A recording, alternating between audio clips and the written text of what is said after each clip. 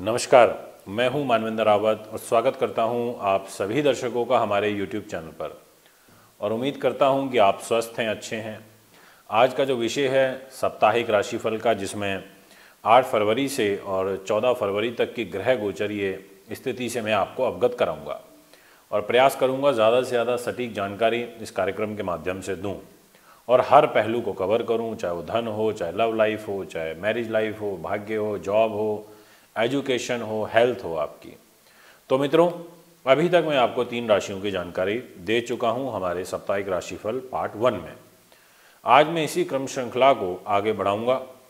एक बात तो मैं आपको बता देना चाहता हूं कि ग्रह गोचर इस समय बहुत ज़्यादा तो अच्छा नहीं चल रहा, ये तो बिल्कुल यथार्थ सत्य है, क्योंकि ग्रह ही कुछ इस प्रकार के चल रहे हैं कि कहीं ना कहीं एक तनाव, मानसिक अशांति, पीड़ा, ग्रह कलेश, जॉब में अस्थिरता रहना, क्योंकि दरिद्र योग, काल सर्प दोष, पार्श्विक दोष, इस प्रकार के जो दोष हैं इस समय चल रहे हैं और फिर 6 ग्रह एक साथ इकट्ठे हो जाएंगे दिनांक 10 और 11 तारीख को, और इसी दौरान अमावस्या भी पड़ रही है, मौनी अमावस्या है।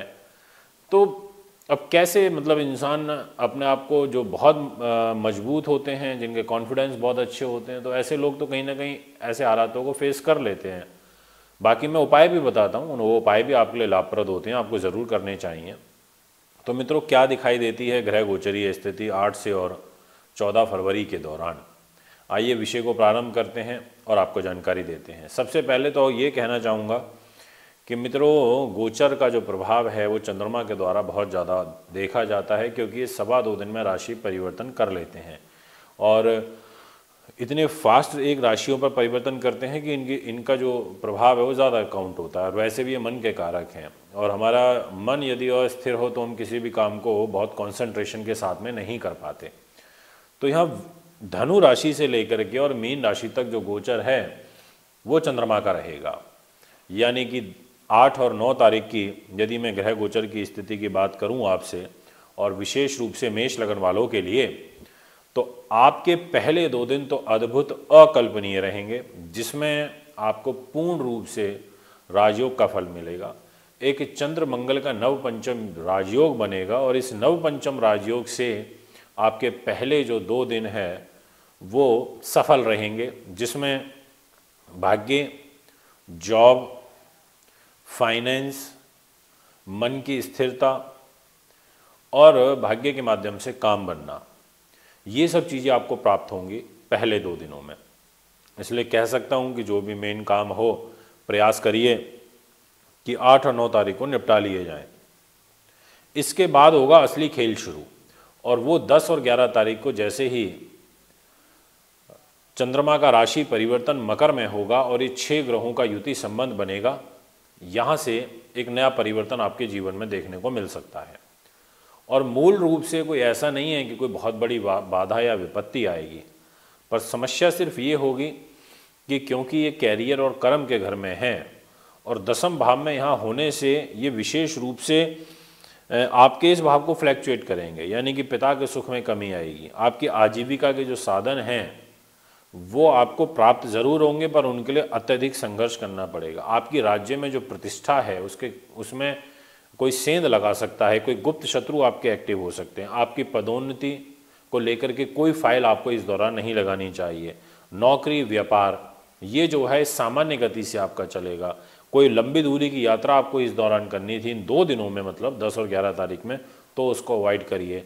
तो मित्रों, यहाँ पर ये सब जो परिस्थितियाँ हैं इन 2 दिनों में निर्मित हो सकती हैं, इसलिए ध्यान रखना है। इसके अलावा दाम्पत्य जीवन का भी ध्यान रखना है। धन को लेकर कोई विशेष नुकसान तो नहीं दिखाई देता, पर फिर भी क्योंकि 6 ग्रह रहेंगे और उस दिन इसी दौरान अमावस्या भी है, विष योग भी बनेगा, सूर्य और चंद्र की युति रहेगी, तो वो भी अच्छी नहीं है। तो कहीं ना कहीं पीड़ित करने वाले जो ग्रहों का प्रभाव है वो आपके जीवन में देखने को मिलेगा।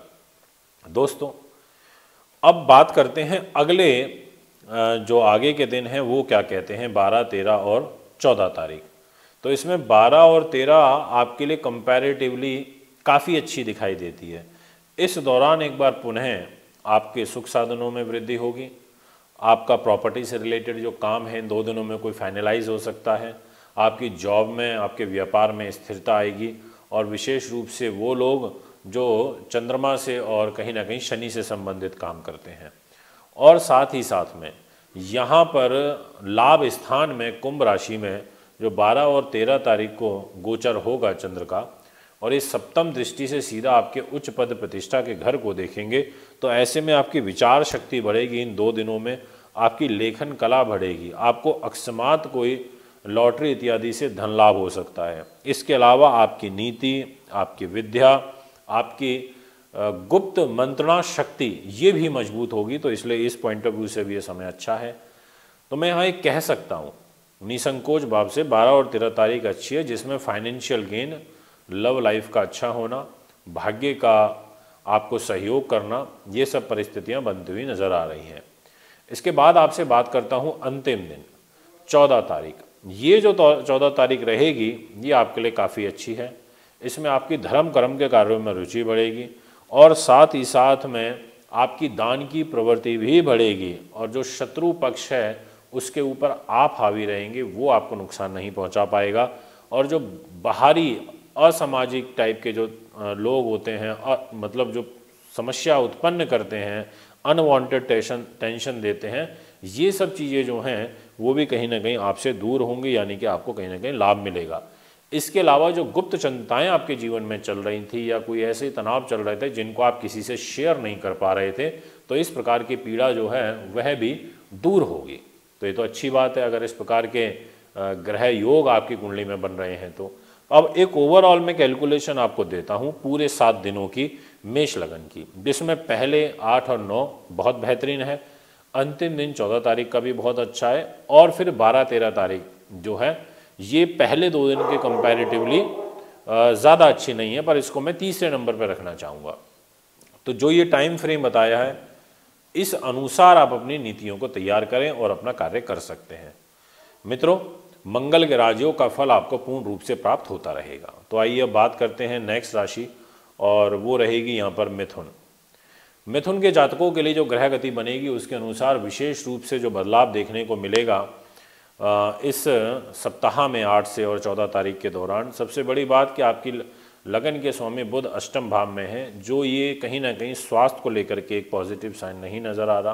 स्वास्थ्य पीड़ा का बनना, तनाव होना, और लग्नेश जब अष्टम भाव में चला जाए तो वो कहीं ना कहीं आपको फेफड़ों से संबंधित विकार, जीभ से रिलेटेड प्रॉब्लम, बुद्धि वाणी विकार, शरीर की जो हमारी स्नायु प्रक्रिया होती है उसको डिस्टर्ब करते हैं। अस्थमा के जो रोगी हैं उनको विशेष ध्यान रखना होगा। जिनको मति भ्रम की शिकायत रहती है या जिनका नाड़ी यानी कि कंपन की बीमारी है, ऐसे लोग, जिनको कुष्ठ रोग रहता है, ऐसे लोगों को यहाँ पर विशेष ध्यान रखना है। चर्म रोगी, वायु विकार जिनको रहता है, ऐसे सब लोगों से मेरा विशेष आग्रह है।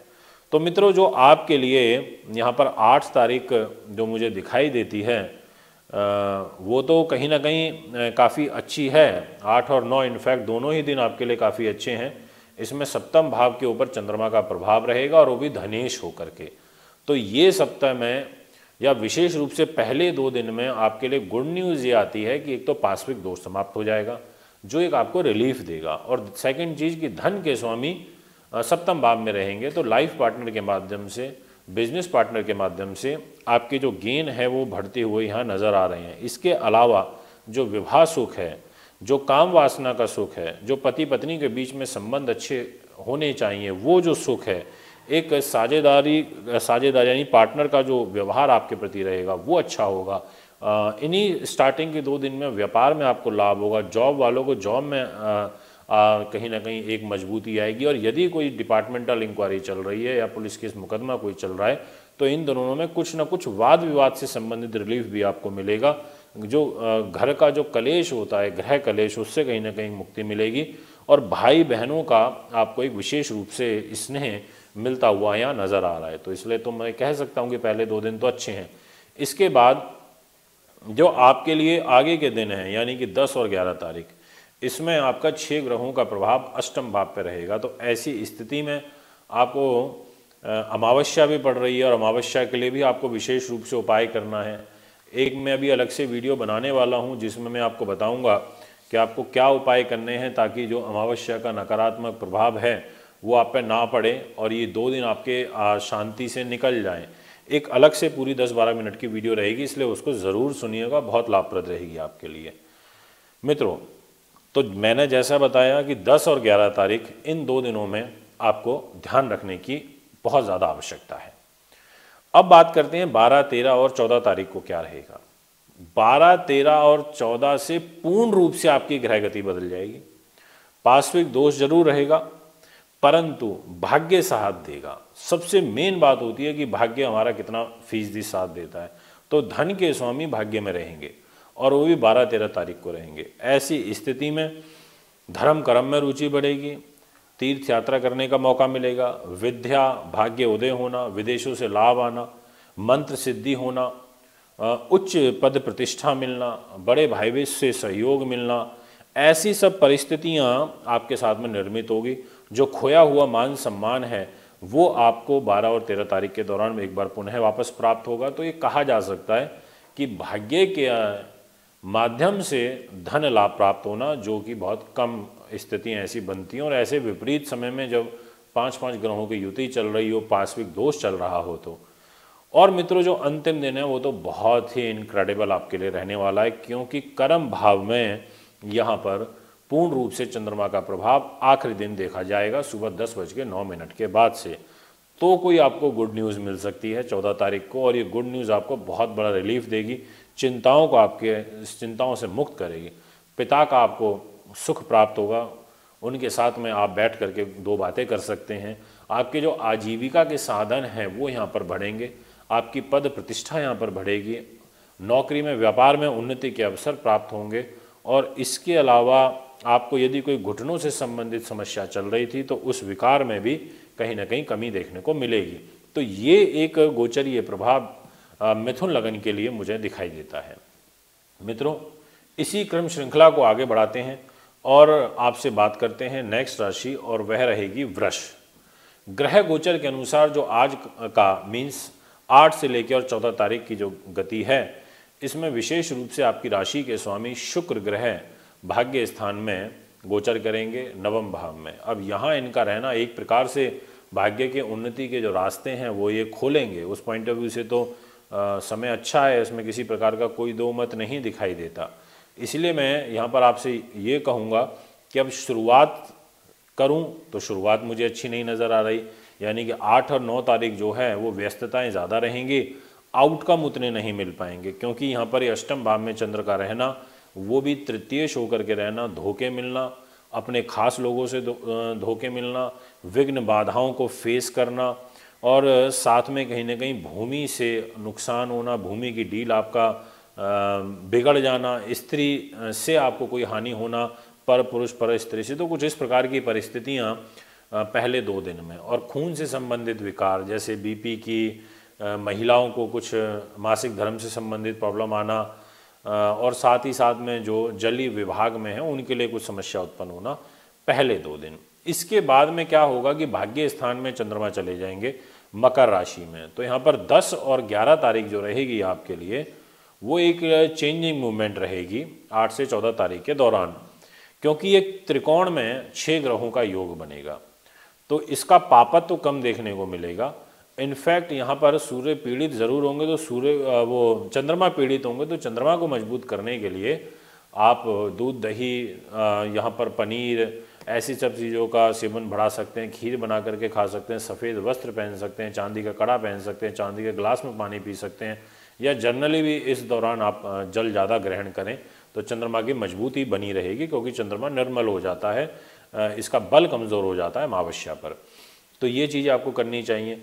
इसके बाद जो सबसे बड़ा बदलाव होगा, या ये कहूँ कि 8 से और 14 तारीख के दौरान जो मूल रूप से बदलाव देखने को मिलेगा पॉजिटिव मैनर में, वो शुरू होगा 12 तारीख से, क्योंकि 12 को आपके कैरियर के घर में चंद्र ग्रह आ जाएंगे 10वें भाव में, और 12-13 तारीख को ये फिर यहाँ से एक टर्निंग पॉइंट होगा, और बहुत पॉजिटिव मैनर में आपके लिए ये शुभ साइन लेकर के आएंगे। आपके साहस को, आपके पराक्रम को, आपके विल पावर को, आपके कार्यशैली को, आपके व्यक्तित्व को, आपकी एजुकेशन को, आपके धन को, इन सभी चीज़ों में एक मजबूती देखी जाएगी। एक कार्य करते प्रति आपका एक उत्साह देखा जाएगा जो अच्छा है, कि उत्साह के साथ में कोई भी काम करते हैं तो उसके रिजल्ट भी काफ़ी अच्छे परिणाम के रूप में हमें प्राप्त होते हैं। अब जो अंतिम दिन रहेगा वो सबसे बेस्ट रहेगा सुबह 10 बजे के बाद से, यानी कि 14 तारीख को।